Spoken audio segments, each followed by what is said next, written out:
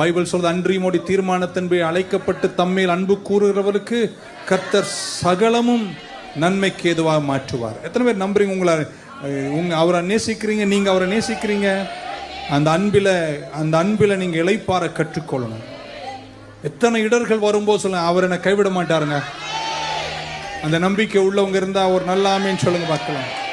பிள்ளைகளை குறித்து நீங்க கஷ்டப்படும் போது, உங்கள் தொழில் வியாபாரத்தில் தோல்விகள் வரும்போது, உங்களை சுற்றிலும் பிரச்சனைகளும் மனசோர்வுகளும் வரும்போது, குடும்பத்தில் உள்ளவர்கள் உங்களை விட்டு பிரிந்து போகும்போது, வேதனைகளை காணும்போது, நீங்கள் ஒன்றில் இளைப்பாறணும், ஒன்றில் பலன் அடையணும். கர்த்தருடைய அன்பு, பூரண அன்பு எல்லா பயத்தையும் புறம்பே தள்ளும். You must find strength in the love of God. Amen. நீங்களும் நானும் மாமிசத்துக்குரியவர்கள் அல்ல, நீங்களும் நானும் ஆவிக்குரியவர்கள். தெய்வீக அன்பை குறித்த ஒரு வெளிப்பாட்டில் இன்றைக்கு நீங்க இந்த இடத்தை விட்டு போகணுங்க.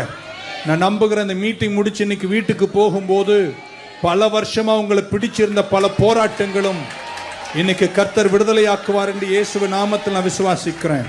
எத்தனை பேர் நம்புறீங்க? உங்களில் அவர் ஆரம்பித்த எல்லா நற்கிரியைகளையும் பக்கத்தில் அவர் தாங்க ஆரம்பிச்சாரு, அவரே முடிப்பாருங்க. அதனால தான் நீங்க எதை ஆரம்பிச்சாலும் நீங்கள ஆரம்பிக்க கூடாது, கர்த்தரை கொண்டு தான் ஆரம்பிக்கணும். ஏன்னா அவர் தொடங்கினார்னா அவர் ஆல்பாவா வருவாரு. அவர் ஆல்பாவா வந்தார்னா அவர் ஒமேகாவா முடிக்காம இருக்க மாட்டார். உன்னை கர்த்தர் கைவிட மாட்டார். ஆமென்.